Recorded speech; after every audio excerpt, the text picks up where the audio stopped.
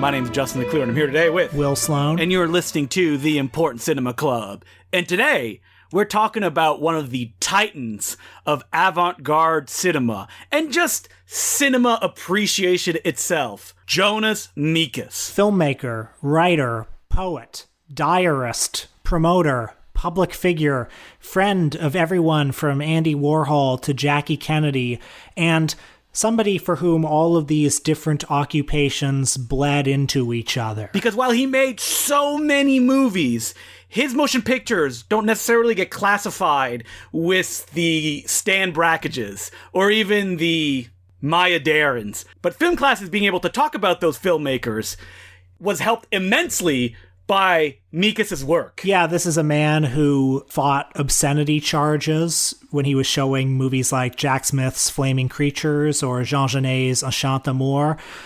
The organizer of countless screening series and retrospectives, and particularly importantly, the founder of Anthology Film Archives in Manhattan, which is probably the most important exhibition venue for avant-garde and experimental film, although it also shows lots of other kinds of films. Yeah, like Hong Kong movies. That's right, Hong Kong movies.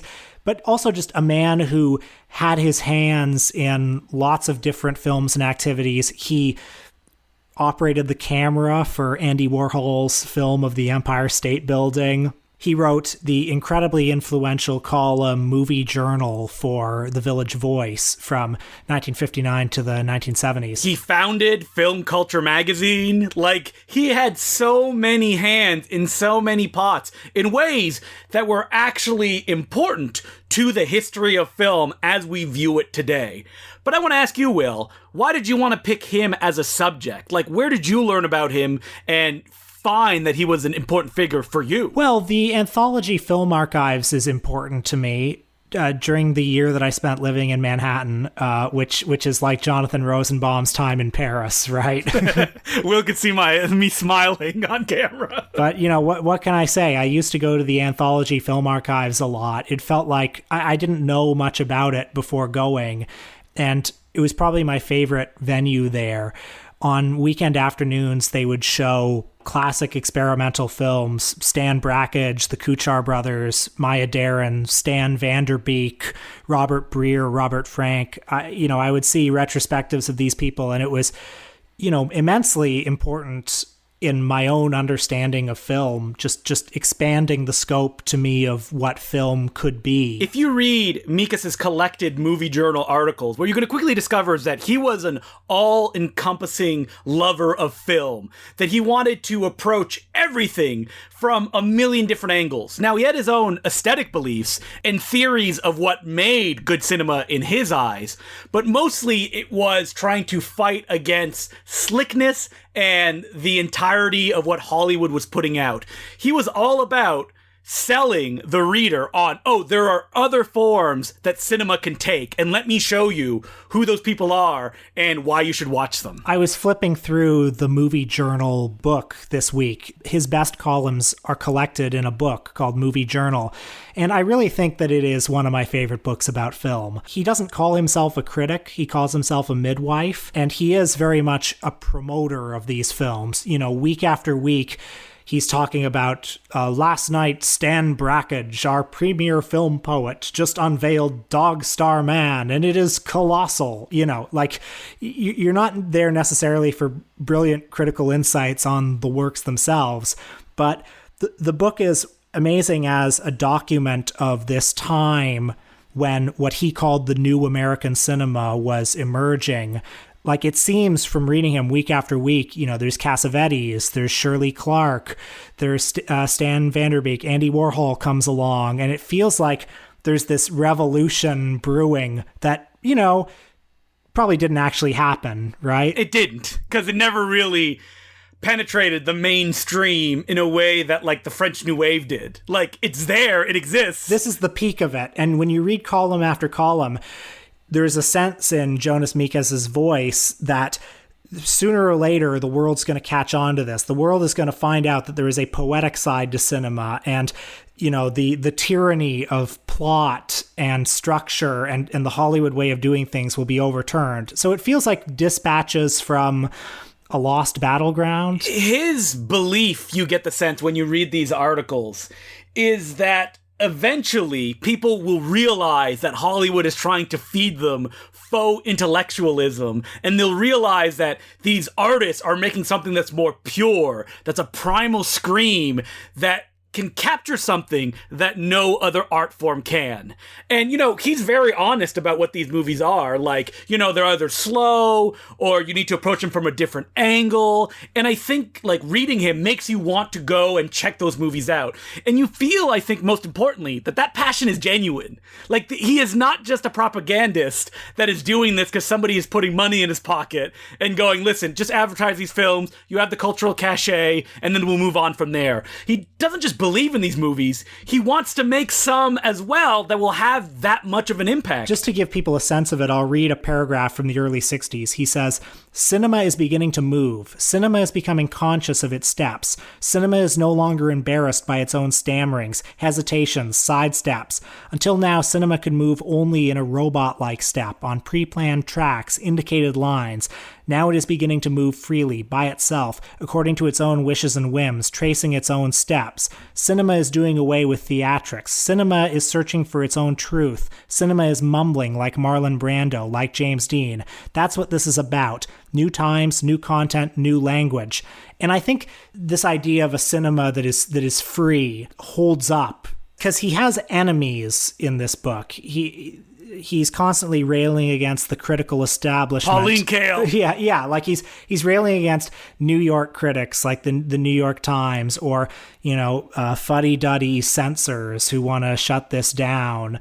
And he just wants people to look outside the box of, what mainstream polite society tells us a well-made film should be.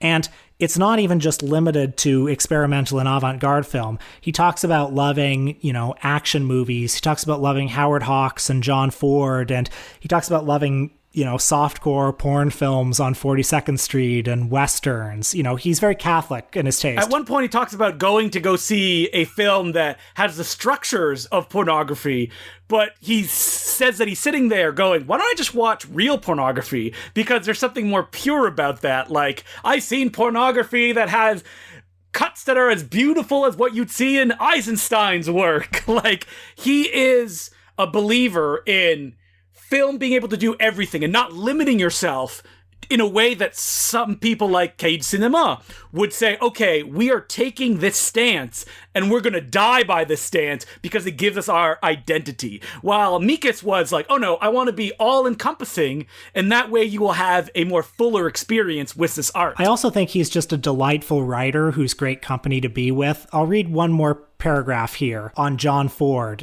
In 1963, he wrote, "The John Ford series at the New Yorker Theater showed clearly what a magnificent man Ford is. One of his virtues may be that he makes no fuss about film art. He simply has it in him. He is just doing his job, like a good carpenter, like Manny Farber.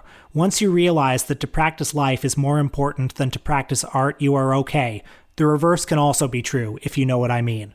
I mean, I don't know. I think that's delightful prose. I think that what's important for people who haven't read him before is to know that he's fun to read. It's like reading a really enthusiastic friend talking about something that they love. There's no academic jargon, and while it can be very poetic at times, it's fun to read. And like the stuff in the Movie Journal collected book is all really short too. Like, you're not like, oh my god, 10 pages about this one thing. It's like him running into a room, talking to you for 5 minutes, and then running out again to discover something else that he wants to share with you. Now, Jonas Mekas had an unusually long and eventful life. He died just a little over a year ago, in fact, at the age of 96. He was born in rural Lithuania in 1922 and spent some of his younger years under the occupation. He and his brother left in 1944 when the Red Army came in, but when they were in Germany, they were put into a forced labor camp and spent 8 months there. In the last year of his life, there was some controversy because a historian dug up that Jonas Mekas was wrote for a newspaper that was quite vociferously anti-Semitic. He himself didn't do any anti-Semitic writing, But that was kind of an eruption just in the last year of his life. Last year of his life when he was 96 years old? Yeah, 96 Finally, years old. I got the stuff that's going to take Jonas Mekas down a peg. Yeah, and it ended up leading to, I think, one of the last significant things Jonas Mekas ever did was a very long interview with the Holocaust Museum, where he did like a 4-hour interview talking about what he remembered about the occupation in Lithuania. So that was a bit of an earthquake lately. As a filmmaker, what you have to understand is that all of his films are essentially diaries of him carrying his camera everywhere he goes and capturing just brief moments, which he then edits into really quickly cut, just in-your-face stuff. Watching Walden, his 3-hour movie, it's essentially like watching the home movies of like Shinya Tsukamoto, if he's like shaking it like he was doing a Tetsuo scene the entire time. Yeah, I think what's important to remember about his films, and there are many of them, of many varying lengths. There was a year that he made one a day in I think like 2000 or 2006. Oh, wow, just like Matt Farley. Exactly. But what's important to remember is, as a refugee, he basically lost everything. You know, he and his brother came to the United States in 1949 with a couple of nickels in their pockets. One of the first things they bought when they were in Williamsburg, Brooklyn, was a Bolex camera. And it's very easy to psychoanalyze him and say that these movies are the exercises of somebody who their whole past is gone, and so they're trying to preserve whatever they can. And I think the movies probably look better, I'm just assuming, they probably look better in retrospect than they did at the time, because they are bottled time. Well, looking at them at the time, or if you want to give it a bad faith reading, you could say like, oh, these are films just about him. That they're always from his perspective, and he's not saying anything beyond his own experiences. Like, Walden is just, you know, a bunch of scenes from his life with, like, humorous inner titles along the lines of, like, I found rabbit shit today, and then edited and cut within an inch of their life. Yeah, I mean, he was working with a Bolex where, you know, it was a spring-operated camera that didn't record sound. So, yeah, as you say, it is very fragmentary and assaultive in its visual style. What it documents, I mean, it documents everything. It's 3 hours long, and it is partly a record of what was happening in the New York avant-garde art scene at the time. So, you know, you see the Velvet Underground's first show. You see Andy Warhol, Allen Ginsberg, Carl Theodor Dreyer shows up at one point. John Lennon and Yoko Ono when they were in their bed period. You also see Jonas on the bus, and you see him go to a lot of weddings. Oh, gosh. Too many weddings, maybe. And, you know, at one point towards the end of the movie, you see, you know, some particularly uneventful shots of just stuff happening in Central Park, and Jonas narrates it by saying, "These are just images shot by me, for me and my friends. They are nothing more than that, and just enjoy images." And he said that, and I thought, oh, good. I'm glad I'm not supposed to be looking for any deeper meaning into this stuff, right? Yeah.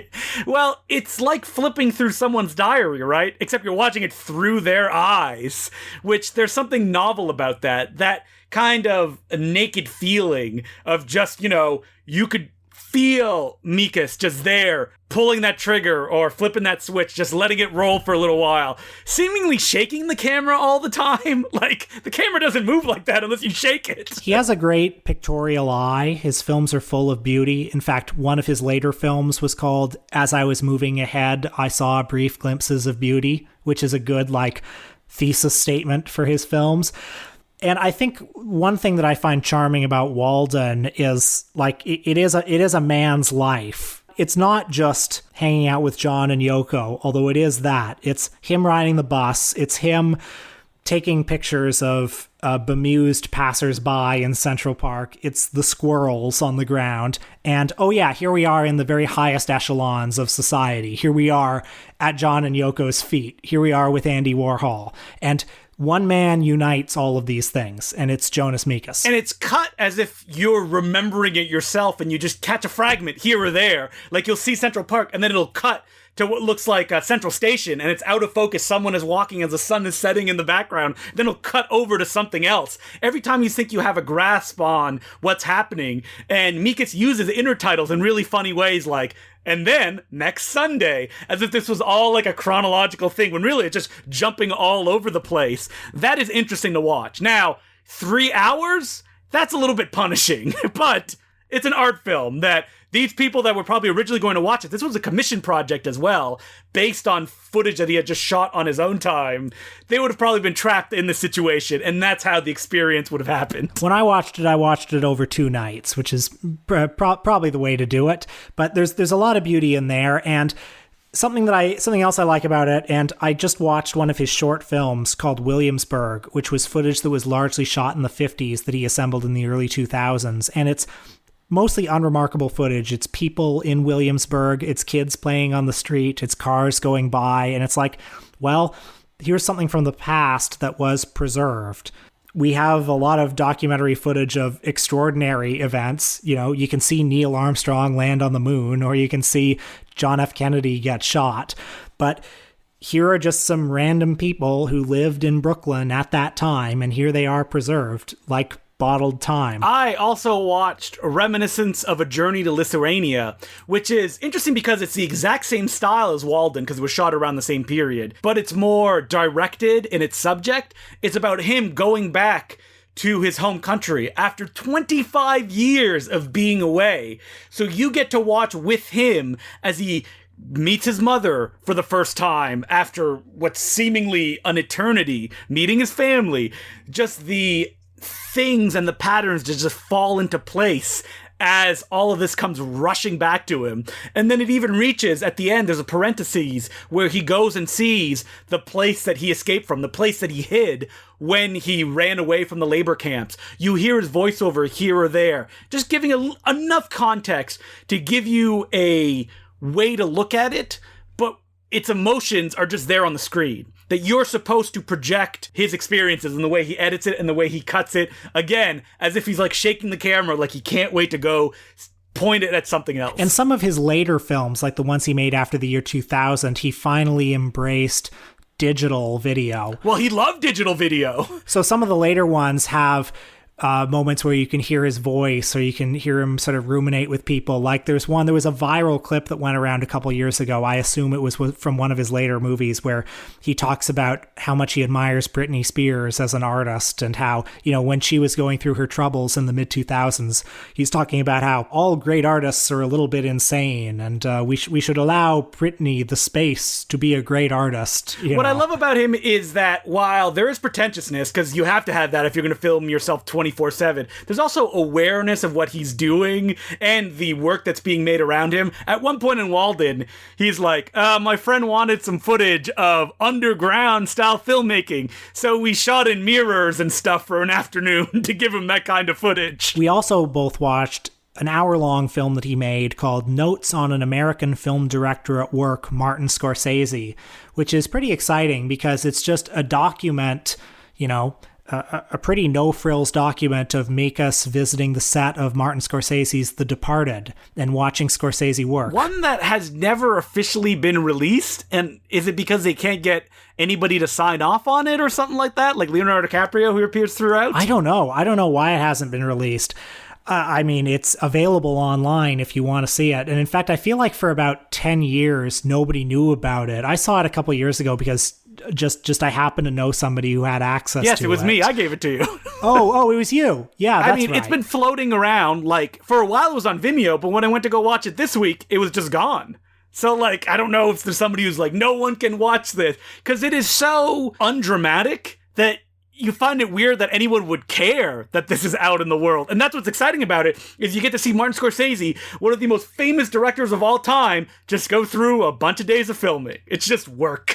And not exciting days of filming No, either. not exciting at all. It makes you realize just how much work and energy goes into a movie, especially a movie at the scale of a Martin Scorsese film, because you see him spending a whole day on a scene that's just Leonardo DiCaprio and the other guys in the gang just sitting at a table, then putting a bunch of money and drugs into a bag and then running out. Just very simple action, and it's going to be seen for like 5 seconds as part of a montage, and that's a whole day. And at one point he goes, oh, that was a good end of the scene, but we're going to have to do it again. We didn't get the beginning of it.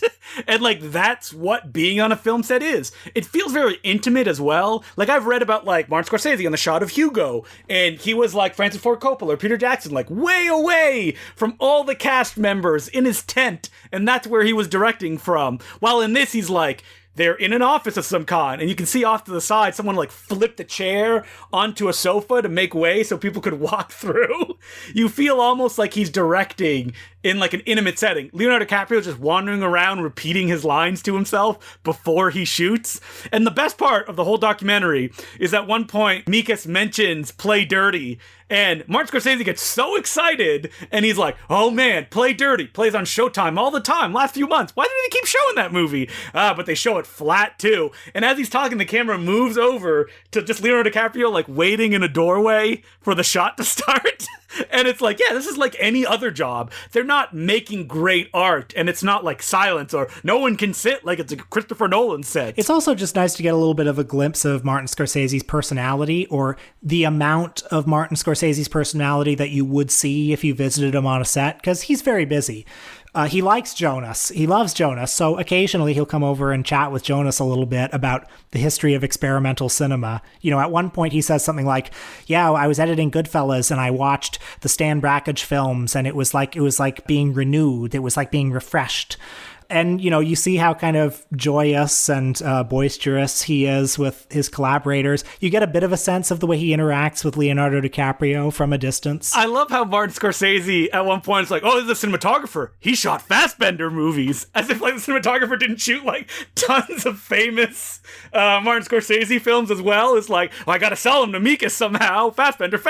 This documentary is boring at times, but it's a good kind of boring. It's like ASMR. Well, it's like looking through a keyhole of something that you feel you should never be able to see because it's supposed to be cataloged and manicured in a very specific way. And here you just get it completely off the cuff. And isn't it just amazing that we have a film like this? There are so many directors. Like, I would love to see a movie like this about Alfred Hitchcock or Charlie Chaplin or D.W. Griffith. I could sum them up for you if we did have them. They're all jerks, and nobody likes working on their sets.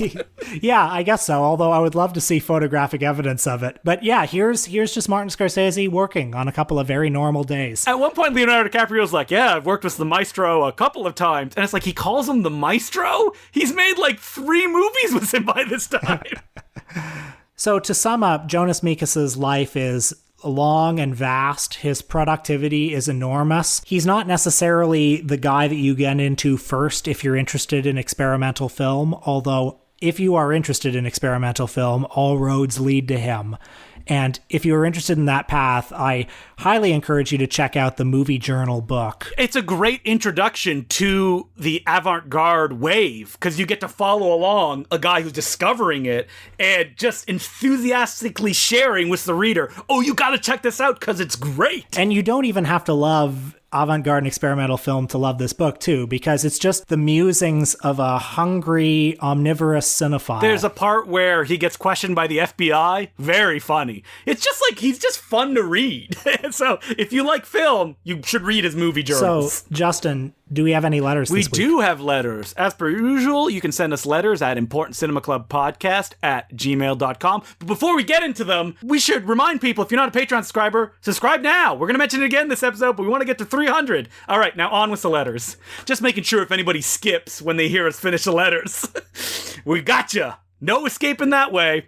So, our first letter is from Justin Driscoll, and it goes, "Thanks for doing what you do. I've been listening to your show for close to 2 years now. I have found I always appreciate the high standard you both set for whatever it is you're discussing. I can tell it is consistently of high scholarship and passion, and I love the fact that the high standard is applied to everything you discuss. I can't think of any film podcast that can treat both 70s hardcore gay porn and Nick Park with the same level of passion, care, and respect. However, it was your Robin Williams episode that solidified my love of your show. I'm glad that we did 70s gay pornography, because now we have the extreme people can mention when they talk about the show, where they're like, they did 70s gay hardcore pornography. And I guess, yeah, Nick Park is a good other extreme. I just want to say that, yes, we did 70s gay pornography, but we did the most famous one. We did Wakefield Pool. We didn't get into, like, the weeds. Yeah. The letter continues, I disagreed with a significant portion of your Robin Williams episode, but that is not why I bring it up. I bring it up because the way you both have done the show means I appreciate your perspective on whatever it is you're discussing. I may have disagreed with some of your conclusions on Mr. Williams' filmography and legacy, but I don't just want to listen to an echo chamber of my own opinions. I want to be challenged and shown other perspectives, and both of you did that masterfully with your Robin Williams episode. Well, thank you. That's very much appreciated. Kind. And I also just want to say that we were maybe a little hard on Mr. Williams, but I'm not going to say something nice about him. What I'm going to say is, if you love Robin Williams, that's terrific. I think we were very complimentary to his like great performances, World's Greatest Dad, that we had like a reaction to. Now, Mrs. Doubtfire, I mentioned it recently when I visited my dad, where I was like, why do we watch Mrs. Doubtfire so much? And he was like, 'cause it's hilarious. So there you go. Yeah, people think that until they watch it again. The letter continues, this may be cheesy, but I think your show is the best form of cinephilia. It is clear that you both love the whole of film and you both want to share it with others rather than lord it over them. It's always an enjoyable time when I get to spend listening to you talk about whatever subject it is you're discussing. I don't want to request a series of episodes. I'm just excited to see what you do next. Thank you for your hard work. Oh my God, I'm going to cry. Respectfully, Justin. This is not me. That's so sweet. P.S. Justin, your Golden Ninja video series is astounding, and I anxiously await each new release. Well, thank you. The ultimate letter. Yeah, we're really the Jonas Mekas of our generation. I knew one of us was going to say it. When we started talking about him 5 minutes in, I was like, I gotta wait for that, break where one of us can jump in and say it. Well, I wish more podcasts did cover as wide range of stuff as we do, but, sometimes the hosts aren't interested, or they know that their audience won't go with it. And I'm glad that a lot of our audiences have been open to stuff that they're not really interested in, just because they're like, oh, the episodes aren't too long, and they're probably going to talk about it fairly enthusiastically, so I'll check it out. I mean, so many people told us stuff like, I watched Bela Lugosi versus a Brooklyn Gorilla, and I would have never watched it if you guys hadn't talked about it. Or even Hong Kong cinema. A lot of people have messaged me and said, this is something I never had any interest beyond the basics of Jackie Chan, and you guys have really opened a new world for me, which... Well, and also, we have to do this stuff so that we can pave the way, so other podcasts can do it like a year from now. I hope there'll be symposiums about me and Will when we pass away at the ripe old age of 96, like I was watching today about Jonas Mekas being like, the way they talked about 70s gay hardcore pornography, even though that they're not gay, so brave. So thank you very much for the letter, Justin, and I really appreciate that you listen. So our second letter goes, Hey, Will and Justin. Hope you're all managing well with the fluctuating COVID precautions. I came to the podcast somewhat oddly. My studies over the years have focused on experimental and small gauge cinema, a realm which has opened up slightly by the beginner's guide approach to cinema you provide in each episode. Wow, we really are like the Jonas Mekas of our generation, Will. Uncaring of the often arbitrary hierarchies between high and low art. My suggestion for a case study would be Joan Milken Silver, a forgotten filmmaker from the New Hollywood era whose film I discovered recently, Chilly Scenes of Winter and Between the Lines, are particular highlights that mine regional specificity from the cinematically underrepresented Salt Lake City and Boston. Respectively, Crossing Delancey and Hester Street are great also. I'm actually vaguely familiar with this author because I've seen Chilly Scenes of Winter, the movie that she directed, and it's great. I actually have her on a list of filmmakers that we should do. I heard Bill Ackerman on the Supporting Characters podcast talk about how much he likes that movie. I think it might even be his favorite movie, so I don't know it. I would love to see it. What's great about that movie is it's kind of like a romantic comedy for middle-aged people, or 30-year-olds. It's the dad from Home Alone, John Hurd.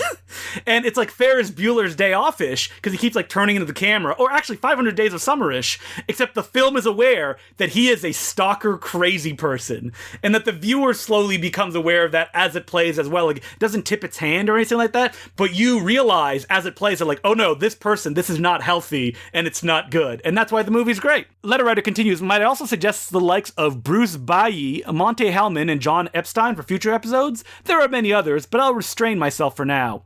Best regards from a continually locked down Melbourne, and remember, the real Ernest were the friends we made along the ways. James Waters. Oh, we know one guy who voted for Ernest in our poll. How have we not done Monte Hellman? He's come up many times when we've discussed episodes, and he's always just been like, yeah, we'll do him a little later. I would love to do Monte Hellman. He's great. You know what? I'm going to add him to the top of the list right now as we're talking. So much to talk about there. Iguana, Two-Lane Blacktop, Silent Night, Deadly Night 3.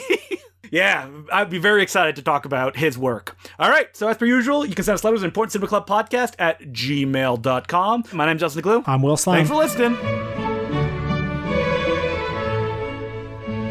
Hello, this is Justin, and I apologize for the abrupt ending to that episode, but the stuff that we talked about after the letters actually don't apply anymore.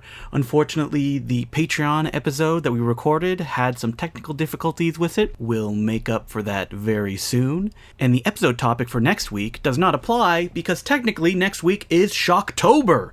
So we're going to have a shocking horror-based episode for you instead of a subject that has no shocks in it. Also, we reached 300 patrons since we recorded this episode, so I would like to thank every new patron, who include Hunter Sawyer, Ivy Parsons, Nru, Cole Flowers, John Petrovic, Mr. S, Thomas Shepard, John Mockney, Jeff Wood Jones, Eric Ward, Aylin O'Daly, Sadie Hawkins Pod, David Wynn, Jacob Shore, Adam Nab, and Jennifer Gibbons. Thank you so much for becoming patrons. We will be doing a special marathon episode by the end of the month. And if you're listening and you're still not a Patreon subscriber, if you become a patron this month, you will also get access to that episode, because if you become a patron after November, you will not get to listen to it. But you'll still get our whole catalog that's up there. We would not continue to do this show without our loyal patrons, so we thank you immensely. And now, back to the regular scheduled programming. Oh, it looks like it's a time for another Bond update, because Will Sloan and his partner have been watching James Bond movies. That's right. This week I watched The Spy Who Loved Me, starring Roger Moore, from 1977. Wait. I saw the ones you watched previously to this. Shouldn't you have gone to Skyfall and then Spectre? Oh, I will. But I was interested in revisiting the Roger Moore era, specifically revisiting the one that I think is the consensus choice for the best one, right? Spy Who Loved Me. 50-year-old Roger Moore just huffing and wheezing around. I saw this one when I was a kid. I remembered it being okay, and I was wrong. It's not very good. The Spy Who Loved Me. It's bad, I think. I mean, it's not exciting. It's boring for long stretches. James Bond is, kind of an oily creep. 125 minutes! Roger Moore, I think, is a pretty boring screen presence. And there's that scene at the beginning of the movie where he's skiing, and it's just constantly cutting back and forth between him in front of rear projection and then some stunt double who's skiing. And it's just not very exciting. Does that make you worried about the continued exploration of the James Bond franchise, which you were planning on doing? Yes, it does. Because if this is the, best one that people say, you couldn't even get, some camp value out of it? Ha ha ha, I'm laughing at the movie. Well, look, I've seen worse movies. It's fine. It's got all the Bond stuff in it. You've got your Q, you've got your Jaws, you've got Moneypenny's in there, you've got scenes where he's running around and, throwing his big slow punches at people. It's got that theme song. So, there are things to enjoy in it, but overall it's a bit boring. And yes, I think it bodes poorly for further exploration of the Roger Moore era. My God, he made James Bond movies so long. I'm looking here and it's 1985, A View to a Kill. Have you seen A View to a Kill? Nah, I probably have, but I don't remember anything about it. Our friend Peter was telling me at one point that, he and some friends, Peter likes James Bond, and he and his friends were watching A View to a Kill with somebody who had never seen a James Bond movie before. And as a joke, they decided to start talking about James Bond in that movie as if he's like really cool. Well, let's be honest. They believe it deep down inside. Well, yeah. That's why it's not so hard to talk about that kind of stuff. There's a long scene in that movie where it's like Moneypenny and M and Q are at the racetrack and they just look so fucking old, just incredibly old. And like they were watching this going like, oh, he's so cool. Like, look at that awesome suit. Did the person just get up and leave the room and never come back? They've never spoken to them ever again? They should have.